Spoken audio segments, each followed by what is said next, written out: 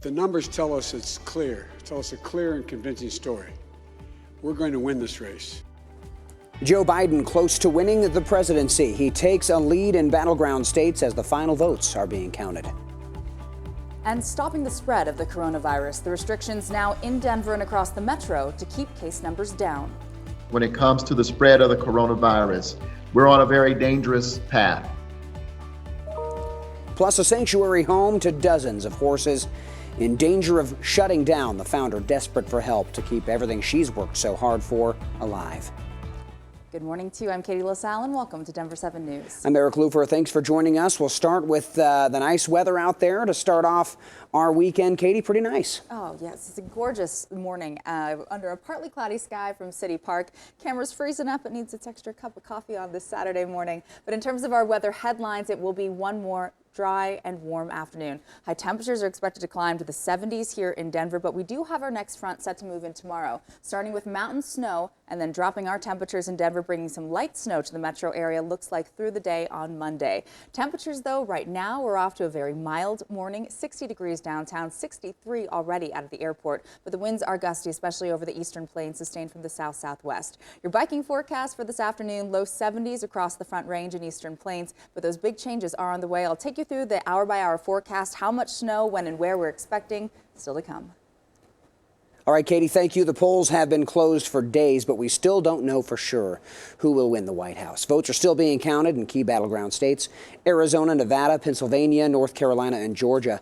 For former Vice President Joe Biden's vote totals in Pennsylvania and Georgia surpassed President Donald Trump's, moving him closer to becoming the nation's 46th president. Biden's electoral votes remain at 253, 214. For President Trump, of course, 270 votes are needed to win the White House. Biden addressed the nation last night. He didn't declare victory, but told Americans the numbers show it's clear that he'll win. Here's ABC's Elizabeth Schultz from Washington. This morning, Joe Biden edging closer to victory. The former vice president extending his lead in Pennsylvania, where a win would give him enough electoral votes to secure the presidency. Biden also holding on to narrow leads in Arizona, Nevada, and Georgia. We don't have a final declaration of victory yet, but the numbers tell us it's clear, tell us a clear and convincing story. We're going to win this race. Late Friday, Biden urging patience as votes continue to be counted. Your vote will be counted. I don't care how hard people try to stop it. I will not let it happen. The Trump campaign has already filed several lawsuits making baseless accusations about fraud in the election. Across the country, election officials insist the democratic process is working. While some, including the president, continue to spew baseless claims of fraud, claims for which his team has not produced one iota of evidence, what we have seen here in Philadelphia is democracy, pure and simple. President Trump made no public appearances Friday, news breaking overnight of yet another coronavirus outbreak in the White House, with his chief of staff, Mark Meadows, testing positive. In a campaign statement, the president did not repeat his numerous unfounded claims of a rigged election, instead vowing to pursue the process through every aspect of the law. One of the president's closest advisors telling ABC News the statement was a step toward concession, or at least reconciliation.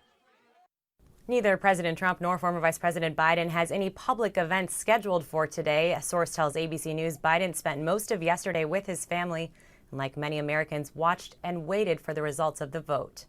Elizabeth Schulze, ABC News, Washington. And again, more coronavirus cases in the Trump administration. President Trump's chief of staff, Mark Meadows, tested positive for coronavirus yesterday.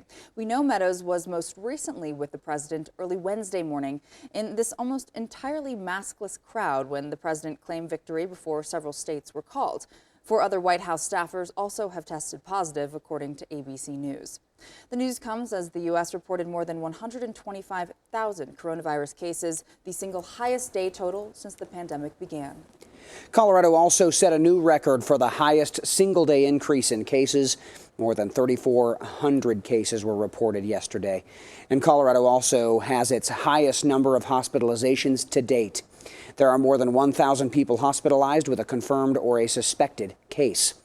Now, the state today released an updated modeling report, and a new projection shows hospitalizations are increasing at a much quicker rate. ICU capacity will likely be reached in mid-December. December. Originally, the state projected hospitals and ICU capacity would be overwhelmed by January. So the city of Denver is taking new steps to stop the spread of the coronavirus. The city hasn't gone so far to issue another stay-at-home order, but there are some new restrictions. Denver7's Sean Toll is live for us in the newsroom to explain the precautions the city wants people to take. Sean. Yeah, Katie, the mayor would hope people would see the writing on the wall and start taking more precautions. Since that apparently isn't happening, we have what's known as the Home by 10 order taking effect on Sunday. And there will be no fans at school athletic events, bars that don't serve food won't serve anyone. Most businesses will close in-person operations at 10, and grocery stores and pharmacies can stay open, but they must stop selling booze at that hour. You can be in a restaurant up until 10 o'clock. Well, we ask people to be home by 10 o'clock. So we ask you to plan ahead, plan to enjoy your dinner with your family, and be home by 10 o'clock. If you decide to go walk your dog at 10:15, 10:30, 11 o'clock at night, that is not something that we are concerned about in this order.